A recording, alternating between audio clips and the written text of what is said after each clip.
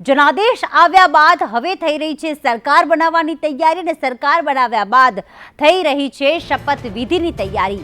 અગાઉ 9 તારીખની જાહેરાત કરવામાં આવી હતી કે વડાપ્રધાન નરેન્દ્ર મોદી 3.0 સરકાર માટે 9 તારીખે શપથ લઈ શકે છે, પણ હવે માહિતી મળી રહી છે સૂત્રો પાસેથી કે 9 નહીં પરંતુ 8 તારીખે યોજાઈ શકે છે શપથવિધિ। 8મી જૂને સાંજે શપથ સમારોહ યોજાય તેવી પૂરેપૂરી શક્યતા સેવવામાં આવી રહી છે।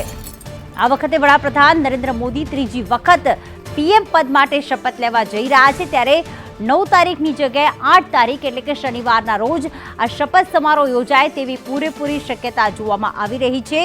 જો કે ગુજરાતથી તમામ ભાજપના સાંસદોને આવતીકાલ સાંજ સુધી દિલ્હી પહોંચવા માટે પણ સૂચના આપી દેવામાં આવી છે અને તેમાં આ શપથવિધિ સમારોહમાં આ તમામ સાંસદો હાજર પણ રહેશે।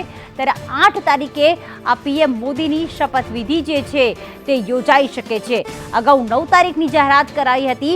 ગઈકાલે હજી તો કાઉન્ટિંગ ચાલી જ રહ્યું હતું અને જેવો જ 272નો જે જાદુઈ આંક છે તે એનડીએ ગઠબંધનને પાર કર્યો ત્યારે જ માહિતી મળી હતી કે 9 તારીખે યોજાશે શપથવિધિ, પરંતુ હવે માહિતી મળી રહી છે કે 9 નહીં પરંતુ 8 તારીખે શપથવિધિનો કાર્યક્રમ યોજાઈ શકે છે।